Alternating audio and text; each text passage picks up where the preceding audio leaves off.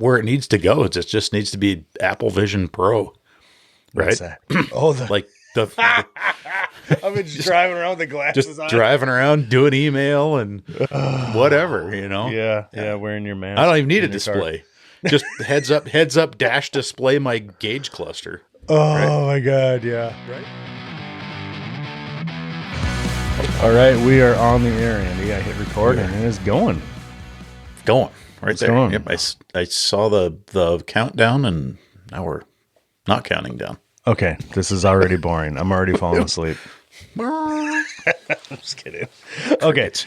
As I do all the time, I would like to welcome everybody listening. And if you're new to the show, I'm Eric and he's Andy, and we are the hosts of the Make Trade Scared Again podcast. Andy, let's jump in. It's going good, dude. It's going good. We just had like this super huge conversation about technology and of like course 41 minutes or something. Oh like my that. God. We didn't even hit record and it was some good stuff, but I think we're gonna have to we got to stop and think about it. We wrote some notes. There's a lot more EV discussion coming down the pipeline for Mechanical Hub for the MTGA. You ever seen two squirrels fight over a golden acorn? No, I haven't. Well, just picture two squirrels fighting over a golden acorn. I'm picturing it now in my mind's eye. That's maybe about what our conversation looked like. I can tell. So first of all, like I have ADHD and like I can get super excited about things pretty quickly. Like when I do that when I know that it's because they truly interest me. Like, you know what I mean? Right. Like I just immediately was like, whoa, on that subject when you brought it up. And I started going off crazy about this and that and all these ideas I had. And we're inventing things that are already invented, of course. And it's so fascinating to me. And then it full circle comes back around to like, we're talking about our phones and you brought up planned obsolescence of our iPhones and stuff like that. And it's crazy how much technology is part of our every single day as plumbers. And it's not crazy. Right. It's 2024. Like it's obvious, but, you brought up you just kind of reconfigured your dash or your van cab, right? Yeah. To include more tech. What is it you just did?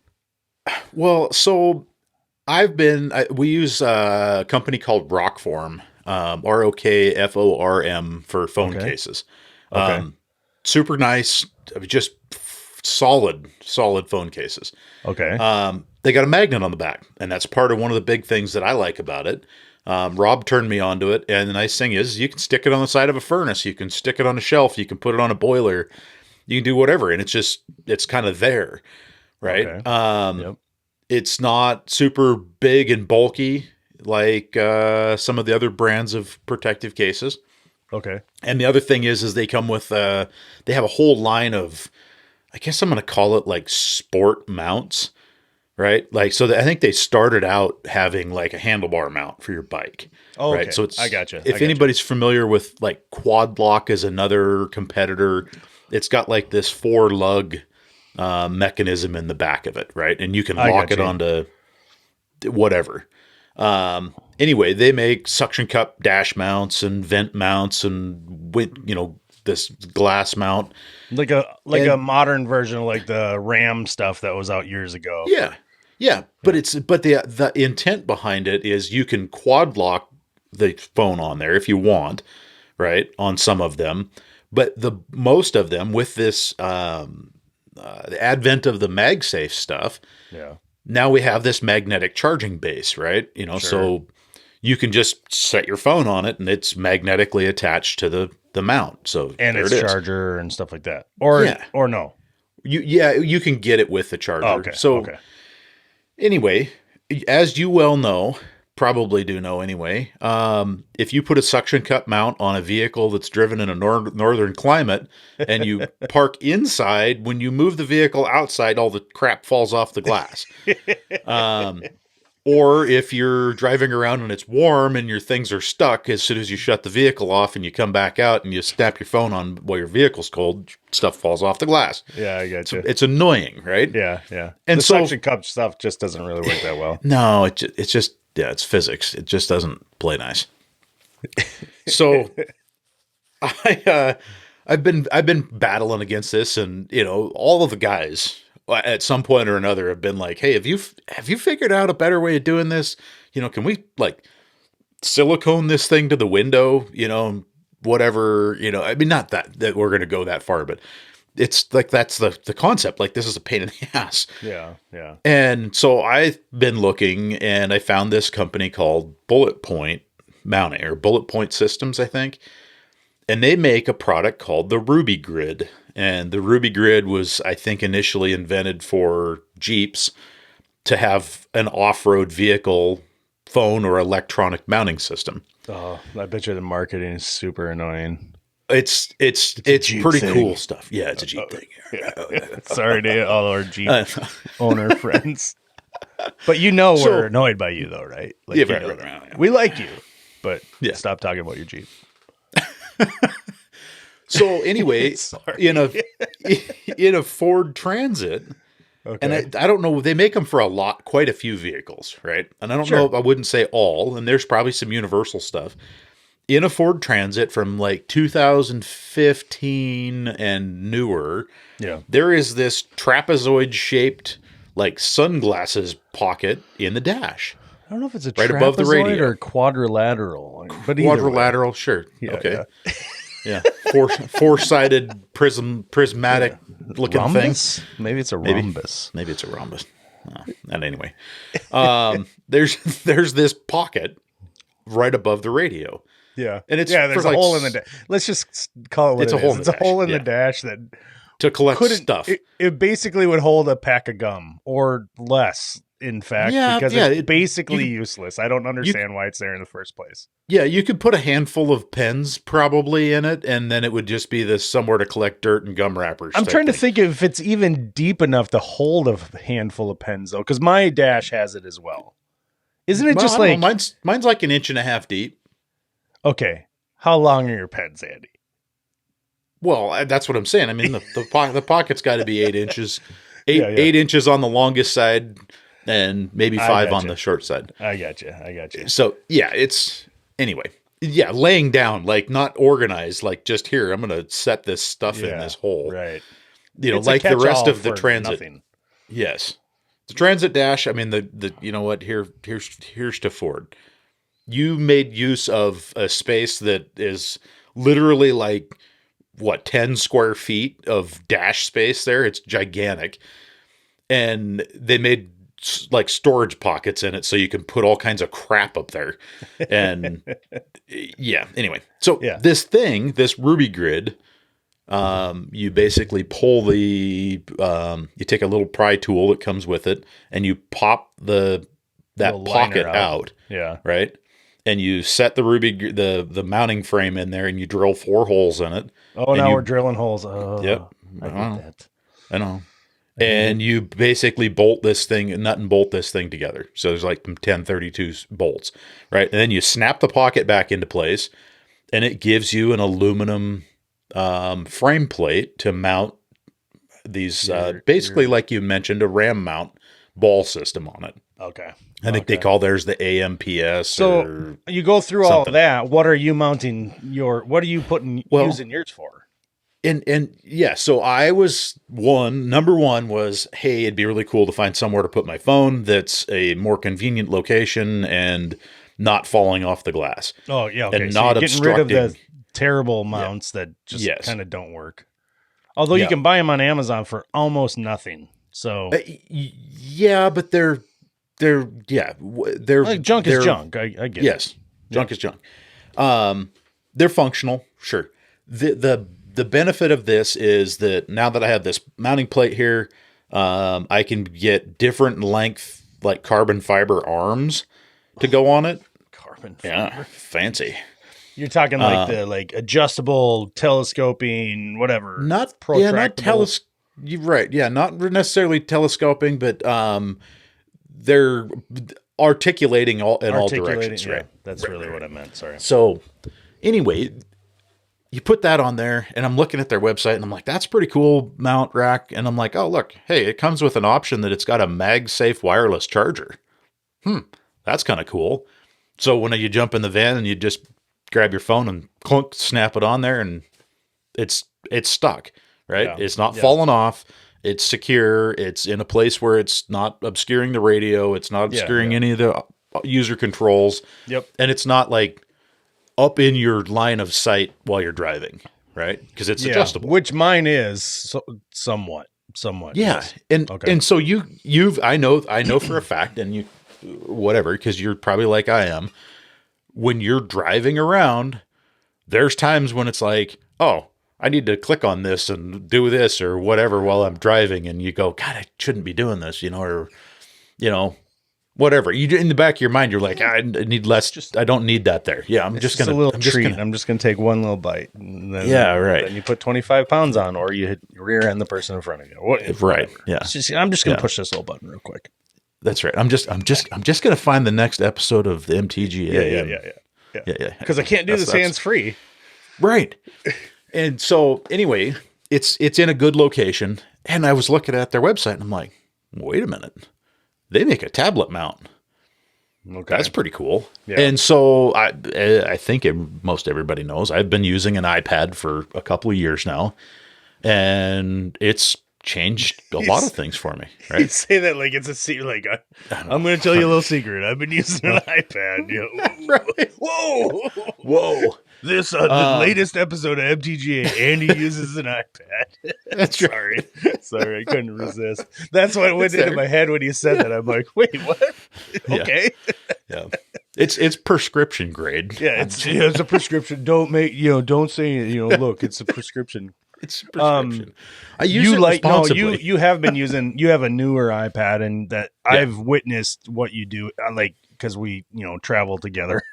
And I see you use it, and I often think, like, should I be owning that? Because that thing's pretty friggin' sweet. And I've yet to pull the trigger because I have, like, this super MacBook Pro thing, and I'm like, I feel terrible about taking, spending money on something that's going to, like, quasi-replace my MacBook. You know what I mean? Which is perfectly good, too, by the way. Yeah. So. But I'm not mounting my MacBook on my dash, on my rhombus trapezoidal quadrilateral dash mount. So now you're rolling deep with your iPad. What do you like? Is it because the iPad just makes using like house call easier, things like that? Yeah. It makes my email easier. It makes everything about it. So, my base form, I mean, it's sitting right here in front of me is my iPad's on it's a whatever, iPad 11 Pro. And it's on what they call a Magic keyboard. So it's like a folding portfolio case stand thing that's made by Apple. With this mount thing that you've got, or no? No. So, and that was kind of where I was at. I was like, well, it'd be kind of nice to have the keyboard. Then I'm like, hey, wait a minute. My regular keyboard for my Mac in the shop links up to my iPad. Then now I can put the keyboard on my lap or whatever while I'm sitting in the driver's seat, not driving. Yeah. I'll clarify this. I'm not doing this. But while I'm at the customer's driveway or, let's say I go in to do an estimate or something like that, I can walk out to the driveway, have my iPad up in the mount and be typing away. And it's literally no different than sitting at my computer, right? Productivity wise, it is, yes, it's a smaller screen. But it is night and day different in how effective it is to use your iPad as a screen only, right? No keyboard is visible on the iPad on the screen, right? Because you have a physical keyboard attached, and that's been the thing for me that I guess has changed here in the last month. As I've had this thing and I've been using it and just kind of seeing a productivity level go up because it's easier for me to not go, God, it's such a pain in the ass to put my iPad on my lap and with this little Magic keyboard, which is super convenient, but it's not convenient. It's not really ergonomic to sit with it on your lap and your head bent over. Right. Yeah. It's well, this isn't new. Like people have been using computers and tablets and stuff in vehicles for a long time, but you're just saying like you just kind of made your own setup recently. Yeah. And it's really worked out nice. Yeah. So what's the name of the? And we're not getting any kickbacks or anything, but what's the name of that system again? Yeah, it's Bulletpoint mounting. Bulletpoint mounting. I'm gonna look at it. Go ahead. I think I can share my screen here. Well, am I wrong to think that? Yeah, you can or I can. I can pull it up and show you exactly what I. Well, I want you to do that, but I also want to share. I wanted to go ahead and if you can pull your stuff up with that company. Yep. Just give me a quick look at it, and if I can share mine, I'm going to show everybody that watches this on YouTube something that I shared with you in a DM on Instagram recently. Okay, I see your screen. Okay, so here's your screen here. So you just go down and here's their vehicles. Click on Ford. Oh, look at that. Yeah. Transit van. And there's this mounting plate, right? So this says 2020 plus, but it's 2015 through 2019. There's a couple of different variants. Sure. So universal phone holder, like spring-loaded deal. Yep. I think I did MagSafe wireless. And so it's like this. So there's that carbon fiber mount. It's robust. It's those all listening aluminum. And not watching. It's not a small device. But this thing sits completely flush with the top of the dash. Okay. Right. So that's not like sticking up above. Okay. First of all, let me back this up a minute. Yeah. I was thinking you were talking about something totally different for the little the little thing that this thing mounts into. Yep. Does your Transit, or did it stop with my 2019? Just above, if I'm thinking of the proper placement, just above the gear shift lever on the dash. Okay. There is a very small cubby, like that's vertical. Not there. That's not. Do you know what I'm talking about? Yep. That's what I thought you were. That's why I was like, "What? You gonna put it back a gum, or how big are your pens?" Like I thought it was like this little like up tiny in this area. Yeah, and it doesn't look like that even. No, I know. Okay. So there you go. Sorry. There we go. That's because that's the 2015 mount. Let's see. I want to show everybody watching. Let's get to yours real quick, just to clear. Oh, there is a lot of available parts for this. Tons and tons of stuff. I like the little squeezy holder for the phone, but look, GoPro and everything. Okay, cool. All right. So basically here's the tablet mount. So big spring-loaded deal. Yep. Holds it portrait or familiar with that style because I have some cheapos that I've used for years and they're great. And that's the thing I was a little bit nervous about is because I was like, I don't know, is this going to work? And it is. It holds really nicely. Yeah, I have no doubt. They have a disclaimer in there. Hey, not intended for driving. I get it. Yeah, of course. So Well, you're not supposed to be gaming while you're driving. Well, that's true. But according to the pull up Netflix and SB or whatever. All right, I want to share. Okay, but I'm not sure that I can unless you stop sharing. Okay, I'm stopped. I'm done. I'm going to share my screen. Don't ask me how. I don't know how to do this. Well, where is... Okay, Safari. I'm going to share that. Ready? Yep, go. And boom. Can you see it? Yep, I can see it. Remember this video I sent you? Look at this Ford Transit steering wheel. Yes, that is and you can turn it into a work surface. Yes. So if you're watching this on YouTube, you can see it right on the screen. But if you're not, I sent this video I saw on Instagram to Andy like a week or two ago. Yeah. And it's from some other country.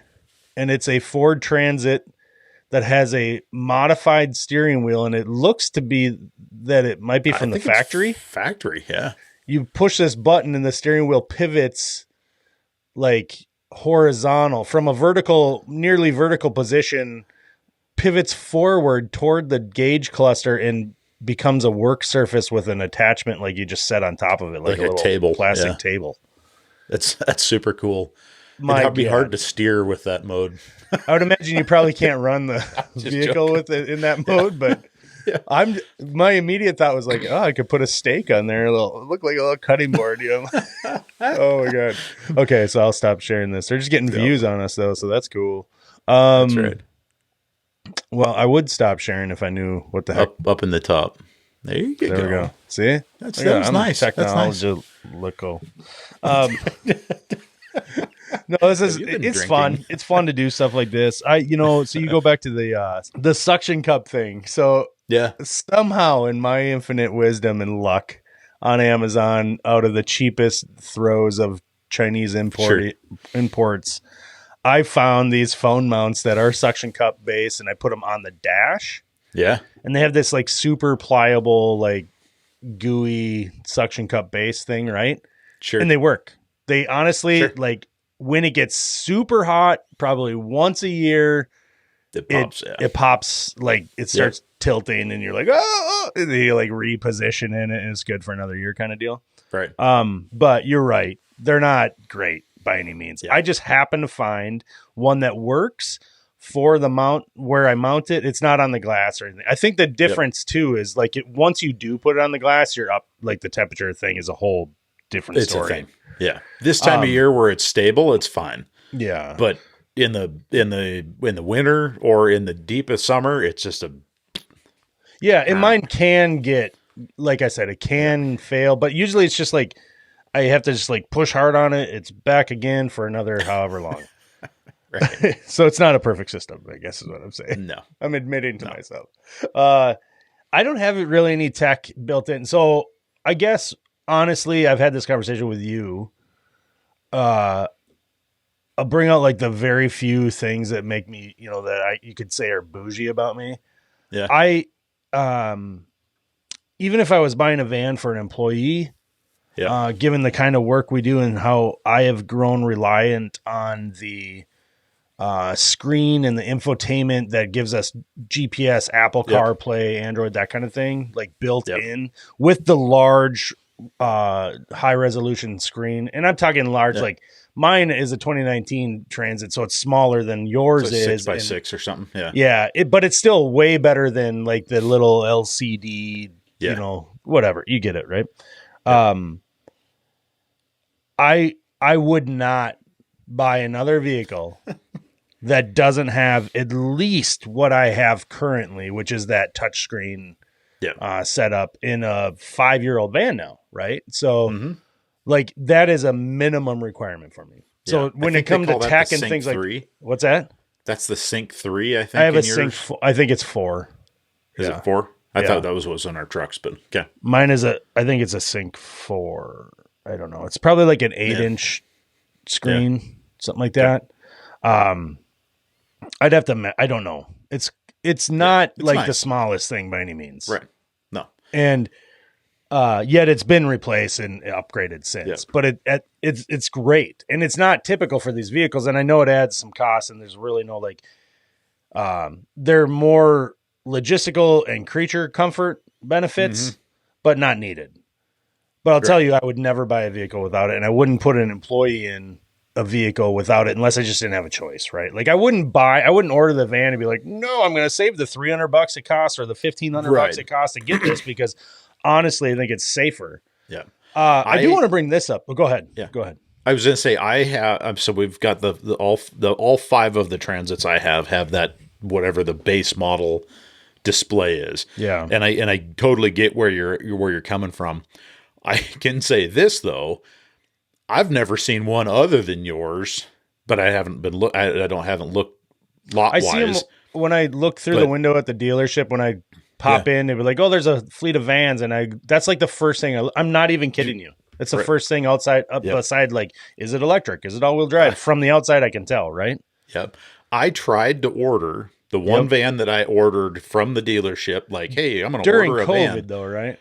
Right, but I was like, I'd like this van with this display. I want it to have the inverter. I want it to have the 270-degree doors. I need it to have the shelf. I was like, hey, I'm going to get this thing like I want. I want trailering mirrors, telescopic mirrors, all this stuff.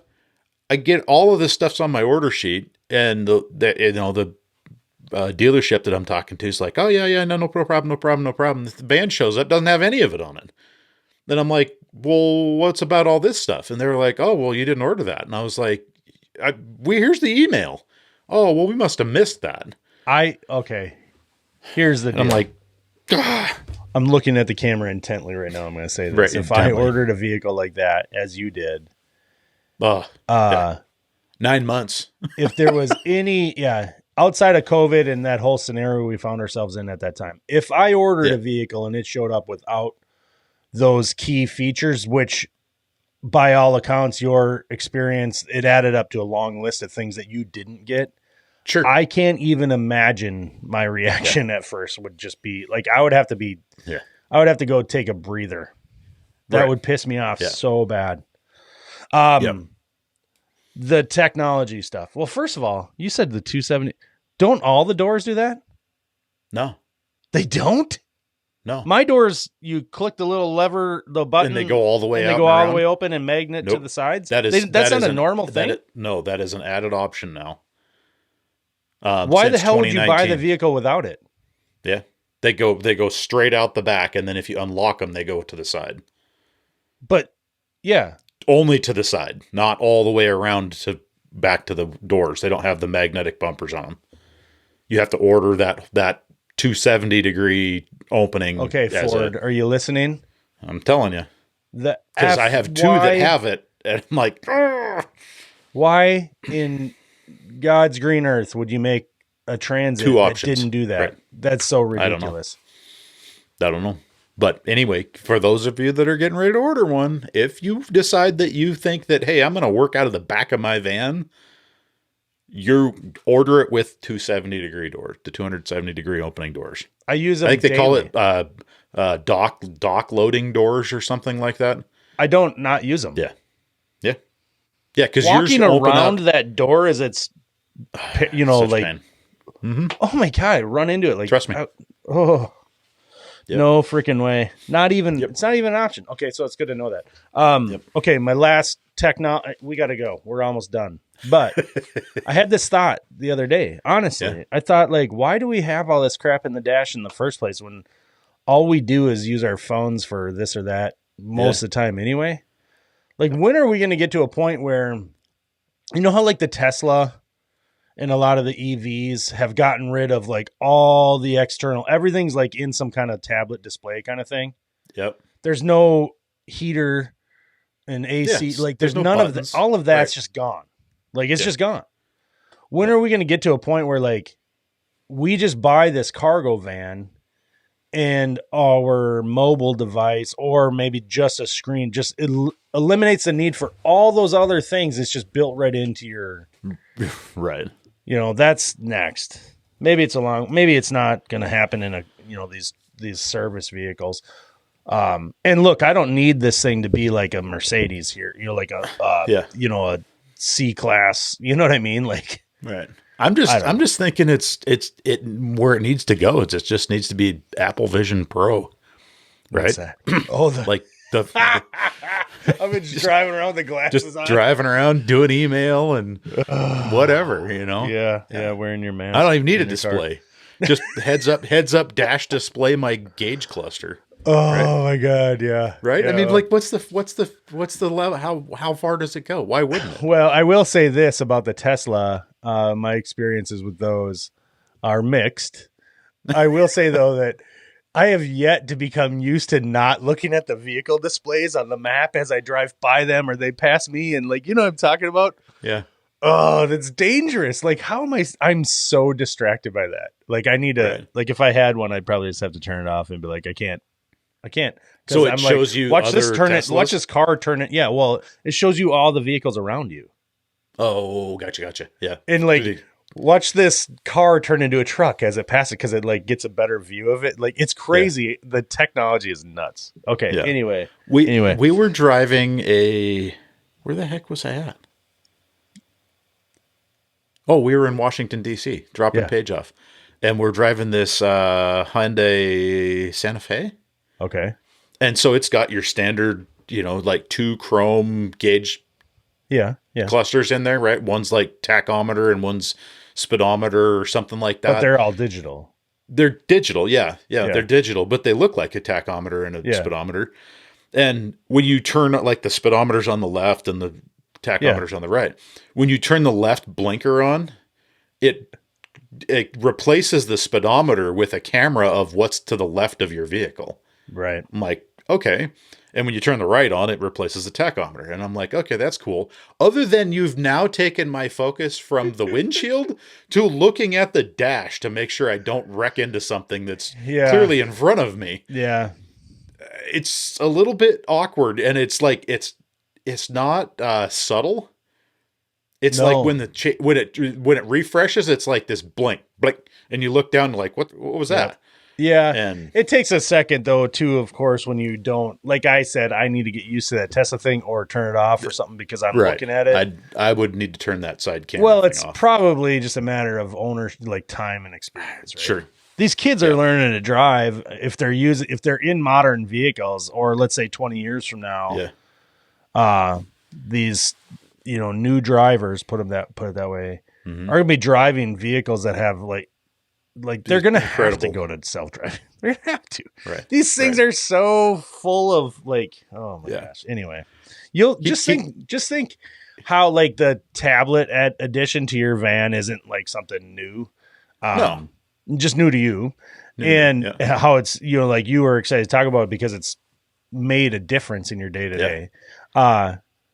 Just think like a few years from now, just a couple years from now, we'll look back to this episode and be like, oh my gosh, my van drives me. You know what I mean? Like, why do I need, like, of course I have a tablet in it, but I also have a, recliner. You know what I mean? Right. Yeah. Well, that's what I'm saying. It's like you're going to get in and put your helmet on like you're an Apache fighter pilot. And it's going to be this heads up display. Because it's got the screen. I was going to say, why are we wearing helmets now? Wait, first masks, then helmets? Come on. Right. But you know what I mean? I do. That totally makes sense. I do. Like the Apple glass that completely gets away from the A pillar and the B pillar. In when are we going to get rid of windshields? Right. Just make a big screen so I can put a helmet TikTok. on. All right, dude. Be like the Flintstone van. Okay. I'm hitting stop because we're long. We were gonna go 20 and we went 30. That's all right. All right. That's how we roll. See ya. Oh, hey everybody. Yeah. Send us your messages over on Instagram or using the app, whatever you're on. You can text message us. There's a link right there in the description of the show. Do not forget to do that. We'd love to hear from you. We really do. Absolutely. And we were just reading emails from listeners this morning and planning future episodes. So the other thing is you can email us at maketrades@gmail.com. And finally, what is it? Oh, we got some new ratings lately.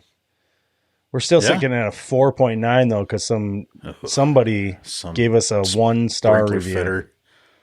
Probably. I honestly, it's so disappointing. And the person who did that knows who they are, and they're listening right now. And I hope you feel shame. Okay, feel shame.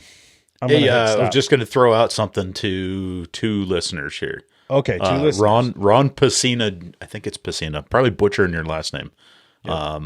Classic Electric, Pleasant Point, New Jersey. Thanks for the email. Yeah. On the EVs, and also to Alex McKee up there in the north. I think he's up in Canada. Yeah, I think you said Alberta. Well, I don't know. Now looking at his email, Canada, I don't know if he's in Canada. I don't know if he's in Canada or not. Oh, okay. He was talking about Edison. Yeah, Edison trucks. So hey, here's where we're at with that. We got your email. We're going to do a little bit of research on this, so that we know what the heck we're talking about. We got an email out to a dealer in Minnesota. Yep. Hopefully we're going to get somebody on that might have a little inside scoop. So on the Edison truck kit. Yep. So which is interesting. Thanks for that message, because I was aware of this company and I was not aware that they had pickup truck kits. So we're going to look. I've seen the block nose giant archaic looking semi truck that's been converted to EV a couple years ago, and I've watched the process on the socials for a while, and it's pretty interesting. It's pretty cool. All right. Now I'm hitting stop. Hit stop.